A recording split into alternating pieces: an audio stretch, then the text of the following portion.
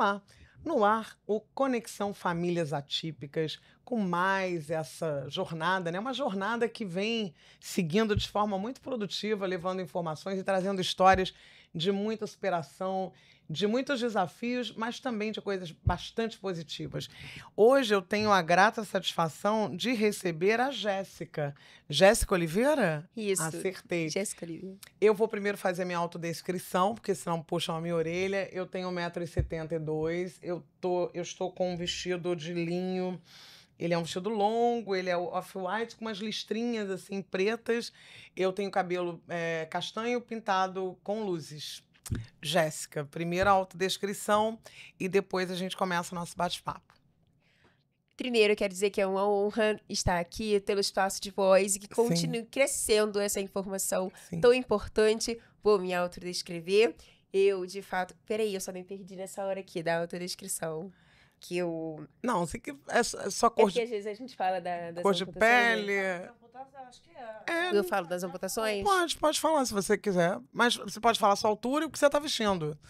E a sua coisa, porque eu sou branca. Branca, parda, sei lá o que a gente é, né? Porque ninguém é branco no Brasil, vamos lá. Só que agora nessa parte não fala morena, né? Você é morena. Eu sou morena? Você é morena? Porque a gente Ela não... é parda, depois...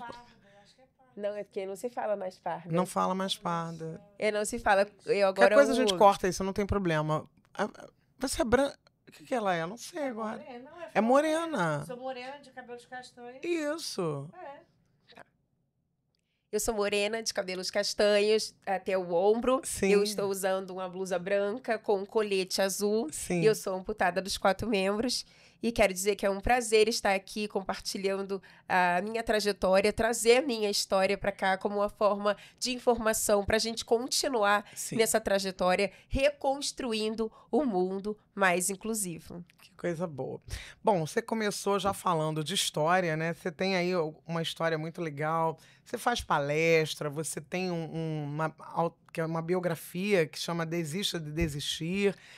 Você tem muitas coisas, você tem participações. Ela é medalhista, gente. É atleta paralímpica, natação, né? A garota é boa. Eu quero que você comece me contando um pouco da sua história, né? E aí a gente vai partir para as partes das suas produtividades. Mas começa aí, como foi toda a sua história? Eu conheço já toda, mas eu quero que você conte. Atualmente eu tenho 20 anos, mas eu vi a minha vida mudar de uma forma que eu jamais imaginei com apenas 10 anos de idade, através de um diagnóstico de meningite meningocócica, uma doença bacteriana muito grave, capaz de levar a óbito em 24 horas, se não isso, é capaz de deixar sequelas gravíssimas, como foi o meu caso. A meningite despertou com sintomas sendo eles febre, dor de cabeça, náusea, sensibilidade à luz, fraqueza corporal, manchas espalhadas pelo meu corpo, placas roxas. Eu estou dizendo sintomas porque é muito importante para quem está nos acompanhando ter a informação do que é a meningite. Porque, de fato, eu nunca tinha sido informada sobre a meningite. Nem eu e nem a minha família. Eu descobri o que é meningite sentindo na pele. E daí surgiu o meu propósito de, através da minha história, da minha sobrevivência, informar para que outras famílias não precisem passar o mesmo que eu e a minha família passamos com a meningite. Para sobreviver, eu precisei amputar meus 4 membros, perder a minha audição e 90% da minha pele do corpo. E não foi fácil receber a notícia de minha mãe de que era preciso as amputações. A gente nunca imagina. Você tinha 10 anos apenas? Apenas 10 anos. E eu tinha acabado de me descobrir numa aula de dança. Eu estava me sentindo muito alegre com a aula de dança. Era como se eu me sentisse viva, de fato. E agora? Sem os membros. Como eu vou começar no esporte? Será que é possível voltar a fazer aula de dança? Como é que eu vou viver sem meus membros? Eram os pensamentos que eu tinha naquele momento. Eu acredito que são pensamentos que muitos podem ter nesse momento, não só porque eu tinha 10 anos. Em qualquer idade, o impacto vai ser o mesmo, porque é muito difícil. A gente sempre acha que é só uma dor de cabeça, tudo, mas já estava se tornando algo muito mais grave na minha vida. E eu me vi numa forma de, como é que eu vou fazer daqui para frente? E é uma coisa que sempre que a gente entrevista os especialistas aqui, os psicólogos e essa área que estuda a psique humana, eles falam muito da importância de viver esse luto, né? É uma coisa muito importante você respeitar os sentimentos que você vai sentir não só no momento, quando você é laudado de alguma forma, mas ao longo da vida, porque nada é fácil para qualquer pessoa. E para um PCD é desafiador, sim. Foi o que a Lídia disse para nós. Assim, a gente faz as coisas, a gente parte para a luta, mas não pode romantizar, né? Então, tem os seus momentos, né? E é até importante que você falou isso, de a gente viver a dor ali. Sim. Porque tem uma médica que ela me conta, eu nem lembrava disso, ela me contou recentemente que depois que eu soube da notícia, eu fiquei uns 3 dias em silêncio, refletindo. E eu achei tão importante quanto que todos os profissionais respeitaram esse momento. Toda a minha família respeitou esse momento. E depois eu tive ali o entendimento de que, opa, eu estou perdendo os membros, mas para ganhar a vida, então eu estou saindo no lucro. Depois que eu tive esse entendimento, eu tomei a decisão. Eu escolhi a vida. E essa decisão me impulsionou a não desistir da minha luta pela minha sobrevivência durante 1 ano e 2 meses internada. Que foi 1 ano e 2 meses que eu passei internada. Eu tive que aprender com toda aquela dor. Mas foi muito importante, porque hoje eu digo que não foi 1 ano e 2 meses internada de sofrimento. Na verdade, foi 1 ano e 2 meses de treinamento emocional. Porque, sem dúvidas, eu saí uma pessoa totalmente diferente quando eu entrei naquele hospital no estado tão grave. Eu tinha apenas 1% de chance, mas isso se transformou em 100% de histórias que eu estava para viver, que eu jamais imaginei estou vivendo até hoje. E você deve ter se deparado ao longo desse período com surpresas também, porque eu acho que tudo na vida que a vida nos apresenta, ela sempre traz algum acréscimo. Você deve ter encontrado pessoas especiais também nesse local. Com certeza. Que a gente tem, eu gosto muito de mostrar o lado bom das coisas. As pessoas falam, porque o atendimento disso, daquilo, os hospitais, as pessoas não são humanizadas. Mas a Lídia acabou de dizer que ela teve encontros lindos durante a trajetória dela da perda de visão. E certamente você deve ter encontrado muitos anjos. Muito. E foi importante porque muitos profissionais, como por exemplo, chegam para mim e dizem: Jéssica, eu sou outra pessoa desde que eu te conheci. Olha. As pessoas chegavam 5 horas da manhã no plantão e eu já estava acordada com um sorriso. Bora, gente, bora movimentar. Depois eu voltava a dormir de novo, mas eu só acordava naquele horário só para receber as pessoas, porque eu sentia que era muito importante que eu soltasse aquela energia. E era uma troca também, né? E os profissionais dizem que eles brigavam entre si. Quem vai fazer o curativo da Jéssica? Porque o curativo era algo realmente de muita dor que eu enfrentava, né? Mas eu li que a mãe, né, que tá aqui, até parabenizo pela intuição, pela sensibilidade. Acho que você colocava Luan Santana para amenizar um pouco. Você gosta do Luan Santana até hoje? Gente, eu era muito fã do Luan Santana, muito fã. Aquele comecinho do Meteoro, né? Não era aquele comecinho ou você já gostava antes? Já gostava. Inclusive, eu tinha ido num show antes de acontecer a meningite, não tinha nem um ano antes, foi um pouco tempo, assim. E eu tinha ido no show com meu pai e foi, assim, muito importante pra mim. Então, quando eu tive a meningite, muita gente colocava no meu leito pôsteres, imagens, revistas, Luan Santana, e assim, foi muito especial, que os profissionais começaram a aprender as músicas do Luan Santana, que nem sabiam, nem conheciam, mas faziam só para poder movimentar. Acontecia ali o curativo, tava todo mundo cantando junto para eu poder distrair, porque realmente era muita doloroso. Dor. E eu escutava a música, né? Porque a música tem essa capacidade de nos fazer sair do lugar que estamos e ir para outra imaginação. Mas foi muito difícil quando eu perdi a audição, justamente por isso. Porque eu perdi esse som. E agora? E aí eu pensava, poxa, já perdi meus membros, agora a minha audição. Mas eu falei, pera, eu não posso pensar nisso, não posso desanimar, porque o meu foco era sobreviver naquele momento. Então, tudo que eu tinha em pensamento que me fizesse paralisar, eu tentava me desviar cada vez mais. E foi muito importante esse entendimento para que eu realmente chegasse a ter a minha alta e conseguir, de fato, passar por todas aquelas situações com inteligência emocional, né? Não foi fácil perder a audição, sem dúvidas. A audição, para mim, é mais doloroso do que a perda dos membros. E isso é muito importante porque, às vezes, as pessoas chegam para mim e acham que a minha maior dor é a perda dos membros, né? Porque a gente pensa que tudo aquilo que é visível pra gente, mas, na verdade, existem dores que a gente não é capaz de enxergar. Nossa. E ator, né, do invisível, né, de fato. Então, eu tive essa perda, mas o nosso cérebro, ele tem uma capacidade de se adaptar, não é? Exatamente, desenvolver ferramentas se a gente acreditar e se comprometer. E eu desenvolvi a leitura labial, que eu nem sabia que existia.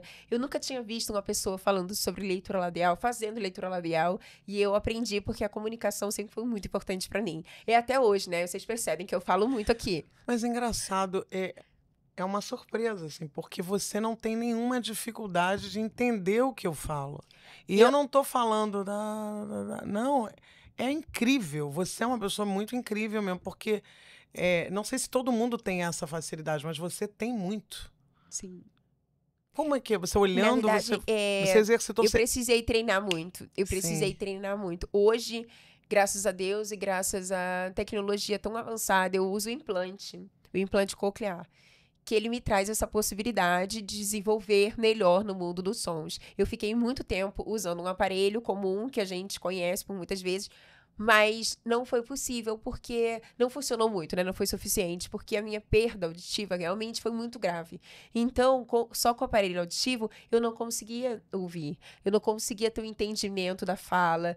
E aí, em 2019, eu tive a honra de fazer a cirurgia do implante. Até hoje, eu fico desenvolvendo, treinando. Muitas pessoas chegam no meu Instagram: Jéssica, como é que eu faço para ter o desenvolvimento? Você fala tão bem, eu tô aqui há 40 dias da cirurgia, já com o implante ativado, como é que eu faço? Gente, eu precisei realmente viver o processo. A forma como eu tô falando hoje é porque eu precisei treinar muito, não foi de um dia pra noite, né? E eu continuo treinando. Às vezes eu tenho umas falhas, que às vezes eu assisto um vídeo, poxa, nessa fala aqui eu troquei a palavra, porque eu escuto de uma outra forma, e eu vou trabalhando para poder melhorar a minha dicção cada vez mais e trazer uma alta performance na palestra, porque com a surdez dificulta mais, mas nada é impossível, né?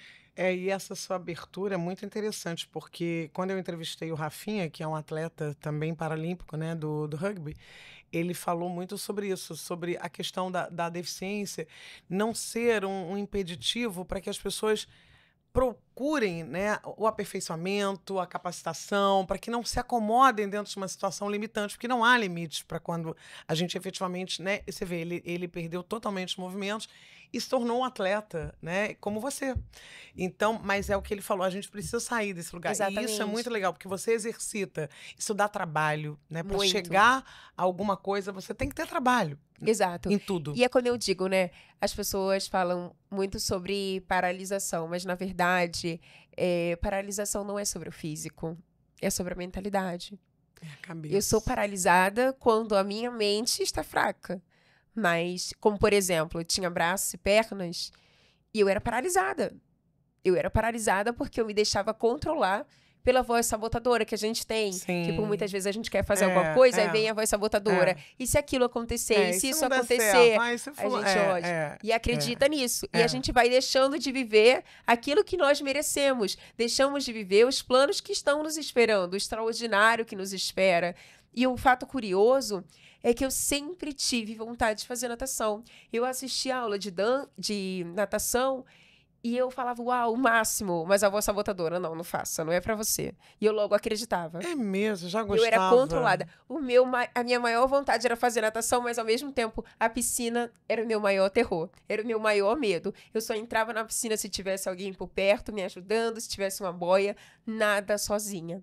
E eu tinha medo do mar, quem diria? Hoje eu sou atleta de natação, eu já surfei, já participei de projetos de surf adaptado, e eu amava assistir as pessoas saltando de paraquedas, mas não, nunca, isso não é pra mim, quem diria? Eu já saltei de paraquedas. Em 2019, eu saltei de paraquedas. Então, a gente entende que paralisação não é sobre membros, não é sobre físico, porque eu tinha braços e pernas e era paralisada. Hoje, eu não tenho os meus membros e eu vivo, porque eu tomei uma decisão. Antes, eu só sobrevivia. Porque quando a gente começa só a assistir as pessoas fazerem aquilo que a gente gostaria de fazer, a gente está só sobrevivendo. Você fica só como espectador, né? Exatamente. Então, é tomar posse daquilo que a gente merece e deve viver. Mas a gente precisa também ter essa construção emocional. Como eu falei do treinamento emocional dentro do hospital, foi a autoaceitação. Hoje eu sou essa pessoa porque eu passei por aquele treinamento dentro do hospital. E eu poderia ter esperado sair do hospital para começar esse treinamento. Mas, na verdade, não. Porque quando eu saí do hospital, já tinha outras questões para resolver. A falta de acessibilidade no mundo, perto de mim. Então, tudo isso. Só que a minha mentalidade já estava diferente, porque eu trabalhei lá atrás. Então, realmente, a gente viver as nossas dores no momento da dor. Não ignorar. E assim, a gente vai construindo uma inteligência emocional para não nos paralisar. E a importância da sua família. Eu vi aqui que você participou, né, acho que, não sei se foi o seu início, de corrida de ruas adaptadas, que era o Correndo por Eles. E que os seus pais ajudavam. Sim, Conta aí, sim. o que é o Correndo por Eles? Ainda existe? Fala um pouquinho disso, que eu Claro, acho importante até para as pessoas. hoje a gente faz parte desse projeto tão lindo, com um propósito tão lindo. A gente conheceu o Correndo por Eles em 2018, através de amigos que falavam muito sobre o evento. E eu pensava, poxa, como assim? Corrida de rua adaptada. E eles realmente participam de corridas de ruas, mas não é uma corrida exclusiva. Na verdade, são as que a gente vê acontecendo, justamente porque isso é inclusão, né? Então, eles têm uma ferramenta que é a cadeira de rodas adaptada, que é um triciclo, se chama triciclo, todo adaptado para que as pessoas possam conduzir e seja mais confortável para a pessoa com deficiência estar participando, porque, lógico, como a cadeira que a gente conhece comum, cadeira de rodas, para uma corrida é muito mais complicado. Então, a gente tem um triciclo adaptado para corrida de rua. Eu já fiz 9 vezes 21 quilômetros. Já participei 9 vezes de 21 quilômetros. Já fiz o desafio de 21 quilômetros num dia e no dia seguinte 42 quilômetros. E as pessoas chegam pra mim e falam assim, Jéssica, pra você então é muito fácil, né? Porque você fica só numa cadeira de rodas. Eu falei, não, gente, não é fácil não. Claro que é muito mais complicado quem tá correndo, quem tá conduzindo. Mas pra você ter assistência de você ficar 1 hora, 5 horas de prova, sentada numa cadeira também é muita questão que você precisa ter ali uma estrutura. Por isso que eu sou, assim, uma das únicas que já fez essa prova de 42 quilômetros, porque são poucas pessoas com deficiência que participam. E é muito lindo ver esse projeto acontecendo, que foi muito importante para minha família. Tem principalmente esse objetivo de juntar as famílias para que as famílias possam começar a correr pelos seus filhos.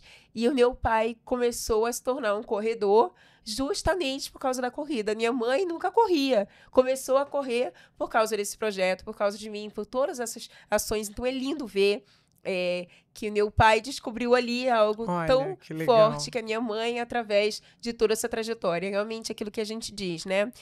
O propósito através da dor. A gente vai ali transformando. E a família é muito importante, né? Eu acho que eu sempre trago esse tema porque eu acho que é o respaldo, né? Quando a gente perde tudo, a gente sabe que uma coisa a gente não vai perder, né?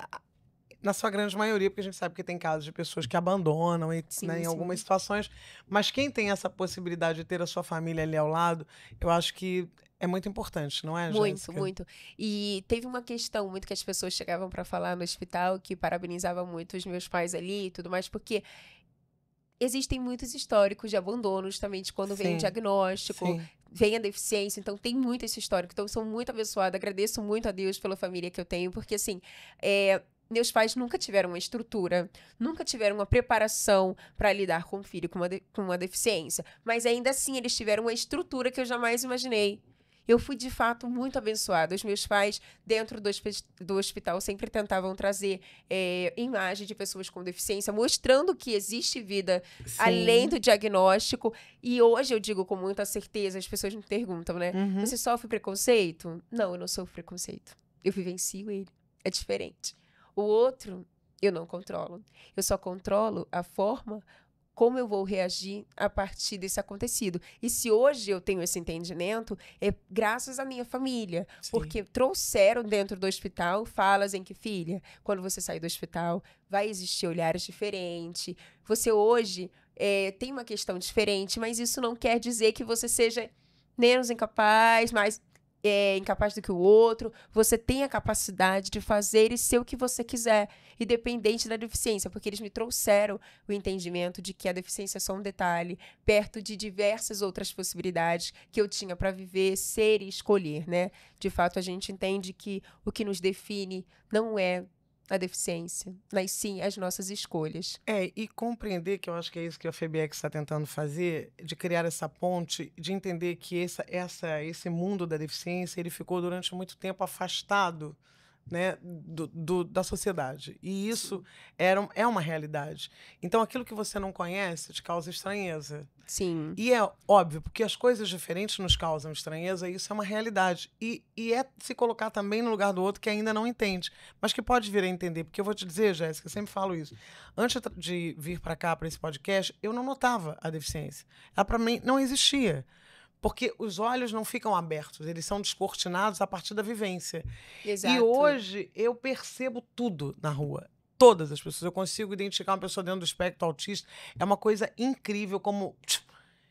E como você se apaixona por isso. Sim.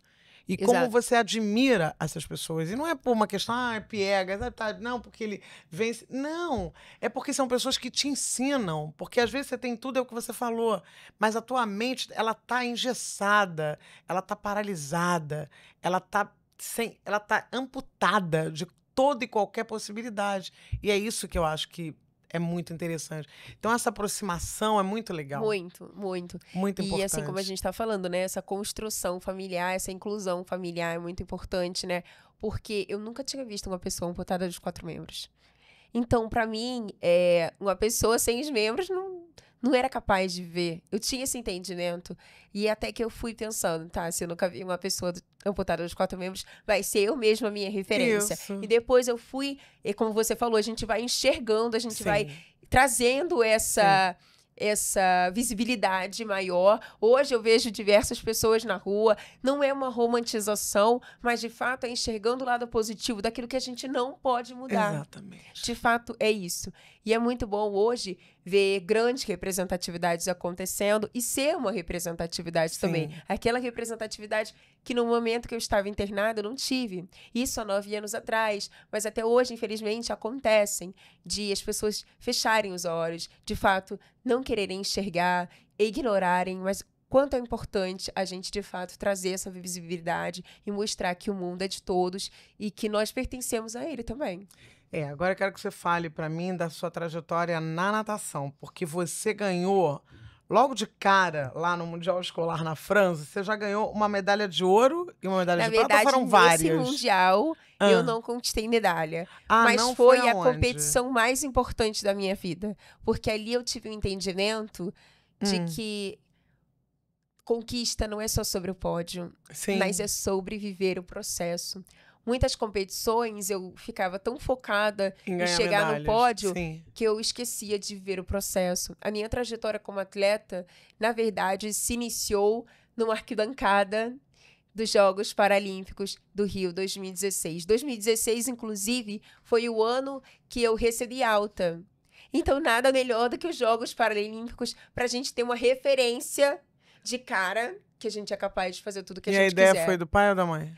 Foi de uma professora, porque eu, inclusive, dentro do hospital, continuei as minhas aulas. Eu não queria parar de jeito nenhum, estava dentro do hospital. E falei assim, não, gente, eu quero uma professora. E a gente conseguiu. E assim que eu saí, ela teve a ideia de levar eu e minha família para os Jogos Paralímpicos. Assim, foi incrível, porque eu assisti diversas modalidades. Mas o que me tocou o coração foi a natação. E dali eu tive uma grande referência do Daniel Dias, que até hoje eu acompanho muito.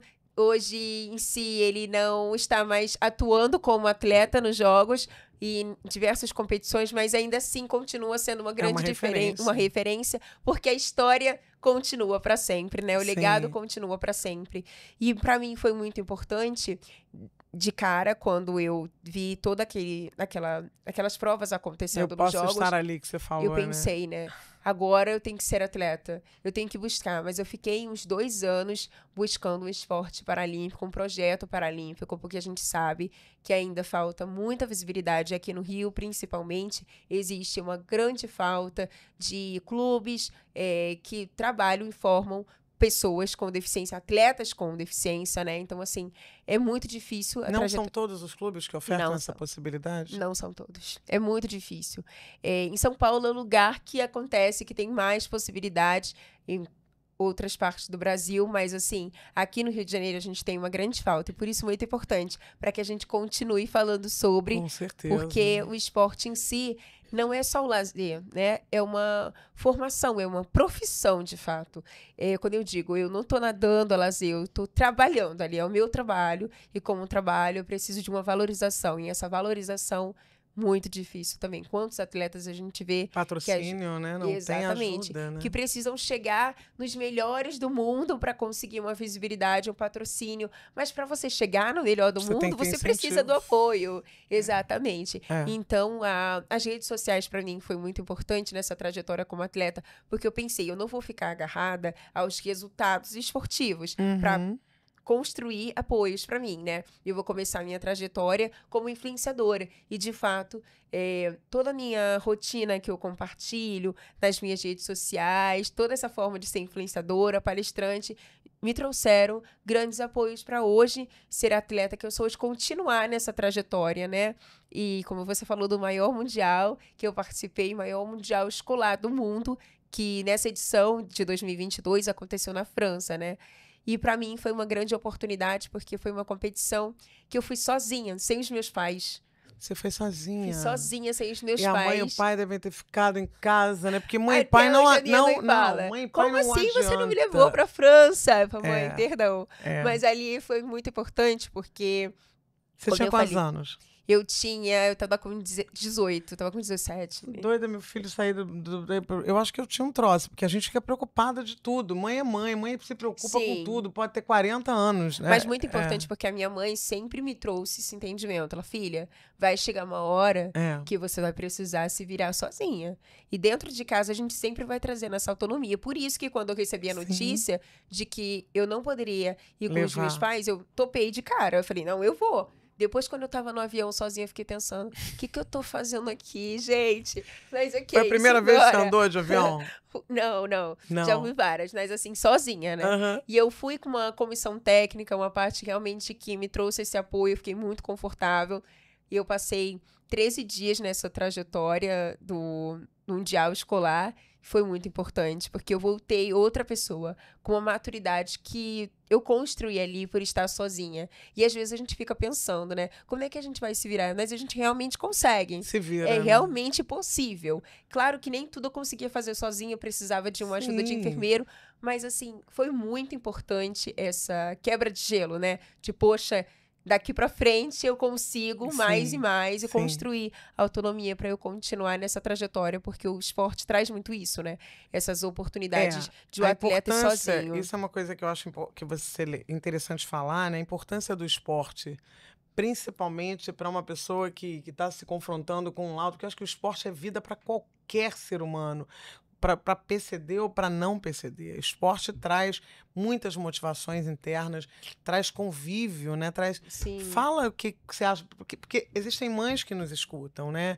Qual a importância de repente, pegar o seu filho pela mão e apresentar lá muito importante. Clube? Olha, inclusive, eu conheço muitos pais que já chegaram para mim. Eu não consigo colocar o meu filho no esporte, porque eu tenho medo de um dia receber uma notícia, uma oportunidade, de que ele vai precisar fazer uma viagem sozinho. Mas eu penso, gente, isso aí, de fato, é um egoísmo, né? Assim, porque você tá privando ali o seu filho de viver uma história extraordinária. Claro que não é fácil, como você falou, a preocupação é gigante. Eu não sou mãe, mas eu sei a preocupação que é, ainda mais por saber da questão da deficiência e tudo mais. Só que isso não traz a incapacidade da pessoa com deficiência de viver o que ele merece, de construir. Como, por exemplo, eu me virei de uma forma que eu jamais imaginei, mas eu precisei estar lá para ter esse entendimento. Eu não vou ter um entendimento que eu consigo me virar se eu estiver com a minha mãe do meu lado. Não tem jeito. A gente entra no comodismo, mesmo se a gente tiver... Eu sempre fui uma pessoa muito disciplinada, mas se eu tiver a minha mãe, a gente tem aquele comodismo, não tem jeito. Então, lá eu não tinha isso. Vai ou vai. Você vai fazer do seu jeito. Então, tem essa questão. A gente não pode privar a pessoa com deficiência de viver o que merece. E eu tento incentivar muitos os pais realmente a toparem nisso junto, a embarcarem. Não é fácil. Quantas vezes eu precisei pegar um transporte público e a gente sabe quanto que é difícil essa logística da casa para o clube, para o lugar do treinamento, porque existe uma grande falta de acessibilidade na sociedade. Quantas vezes eu já pensei em desistir por conta de ter que pegar sempre um transporte público, não ter acessibilidade, ser totalmente... situações constrangedoras que a gente já viveu, ônibus que às vezes não funcionam, o elevador que a gente sabe, né? Então a gente passa por diversas situações, mas quando a gente chega no topo da montanha, que a gente observa toda a vista, a gente entende que de fato tudo valeu a pena. E você falou aí de um ponto muito importante dessa questão do mundo precisar se preparar, né? Porque incluir de fato é permitir principalmente o ir e vir, né? E é uma realidade que a gente sabe que ainda está muito capenga. Muito. Se você não tem um carro, porque nem todas as pessoas têm a possibilidade de poder andar de Uber. Exatamente, né? É isso que a gente fala. Eu não sei como mas eu imagino, eu não sei se o BRT tem, se o metrô oferece. Acho que o metrô tem alguma coisa, não tem? De acessibilidade? Sim, sim. Mas você acha que isso está evoluindo, Jéssica?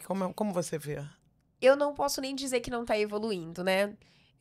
Porque a gente vê grandes acessibilidades acontecendo, mas isso não quer dizer que não possa melhorar. Claro. Né? Ainda tem muita questão a melhorar, como, por exemplo, ainda existem muitos transportes públicos, ônibus, que não funcionam os elevadores. Assim, como? Ah, não, mas a gente tem um motorista que pode ajudar a subir a cadeira. Mas isso não é acessibilidade. Não. Quantas vezes eu já recebi pessoas tem uma acessibilidade no restaurante? Não tem, mas a gente pode conseguir os funcionários para poder subir a cadeira. Gente, isso não é acessibilidade. Não é o que você quer. Isso não você é uma quer inclusão. Poder entrar aí, né? Exatamente. A gente quer liberdade de ir e vir, como você falou. Então, a gente precisa realmente focar. Porque quantas vezes uma pessoa com deficiência quer ir para o clube sozinho, mas não consegue justamente por essa falta de acessibilidade. Claro que conseguem, porque eu vejo muitos amigos meus que usam a cadeira de rodas e vão, mas... Gente, é uma dificuldade tremenda que a gente não merece viver isso. Andar de cadeira de roda Exatamente. no Rio de Janeiro já é uma Olimpíada, porque você passar pelos buracos é muito difícil. Exatamente. E existe uma cultura que eu entrevistei o Dr. Geraldo, que é um advogado, que é militante da causa.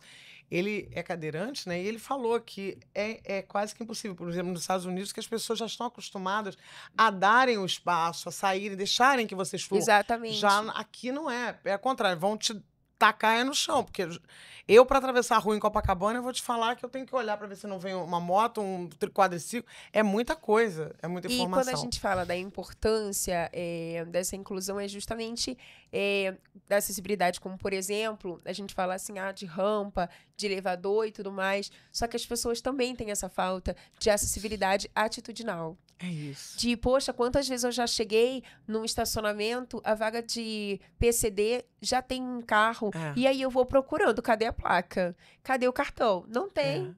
E às vezes quando você vai questionar a pessoa, e a pessoa ainda acha que nós que estamos errados, por estarmos ali discutindo por algo que é o nosso direito.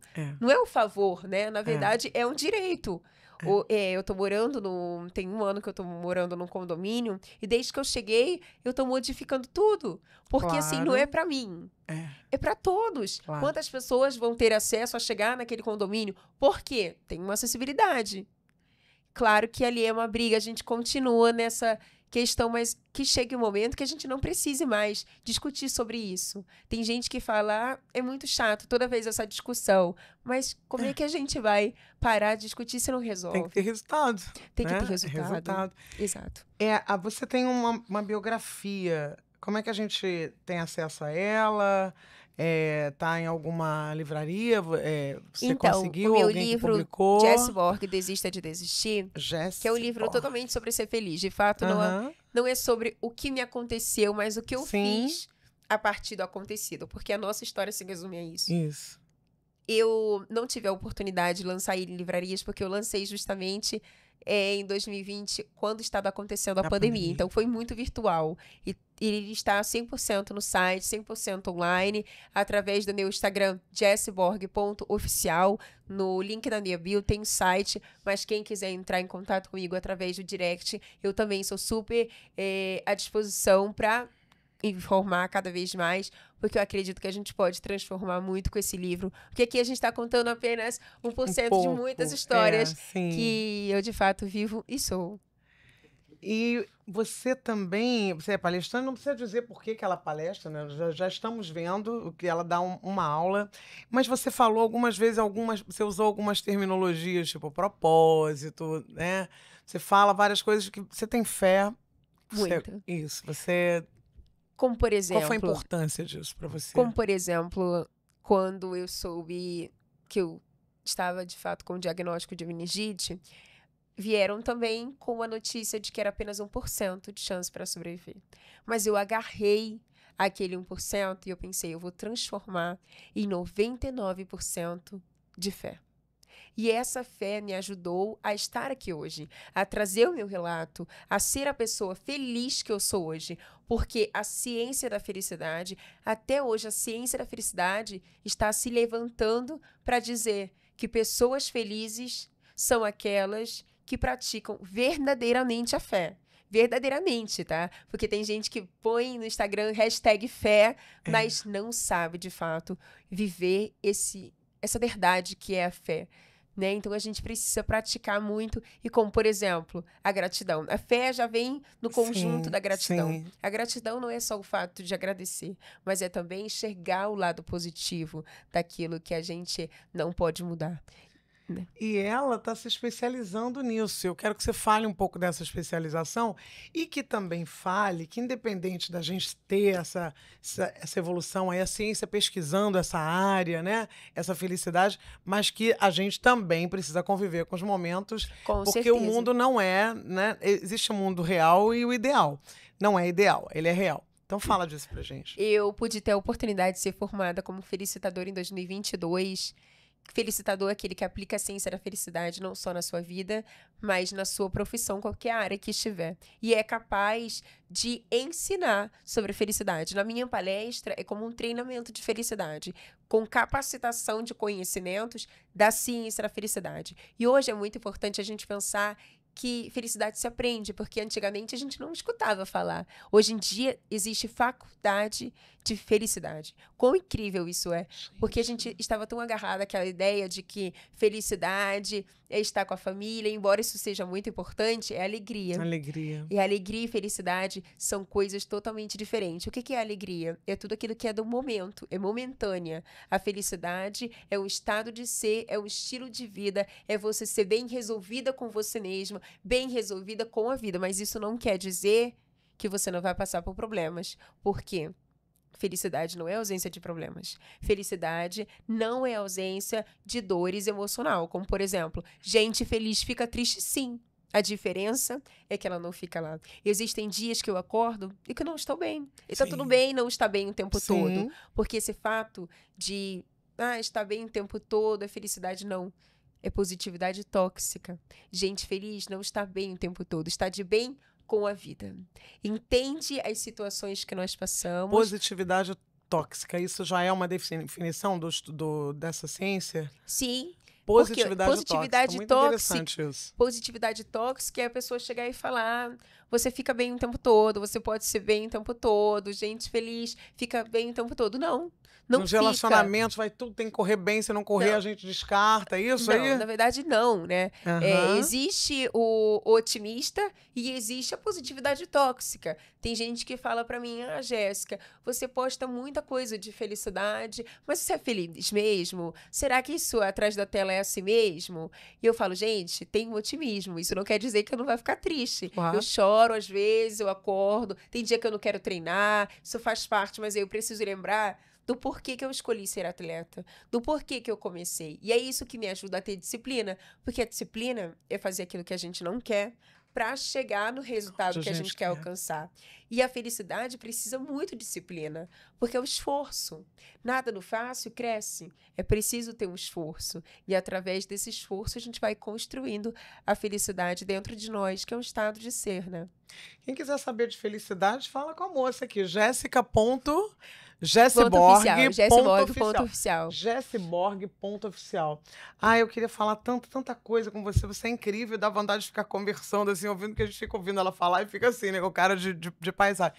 Porque tem gente que tem o dom, né, da fala. nem todos têm. Às vezes as pessoas estudam muitos anos, mas não têm. É uma percepção, é uma sensibilidade de transformar em palavras. E sabe o que é curioso? É que o meu maior medo também era falar em público. Eu tinha esse medo de falar em público. Então você é um milagre, né? Eu acho que no geral, de fato, você é um grande milagre, porque tudo aquilo que você tinha medo se apresentou para você e você enfrentou, né? É claro que alicerçada e sustentada por essa fé, você conseguiu vencer todos os gigantes. Né? Uma decisão. E quais são os seus sonhos ainda? Tem um rapaz, que eu não vou lembrar o nome dele, que ele é palestrante, ele também não tem os 4, acho que ele nasceu com alguma uma coisa congênita, uma má formação.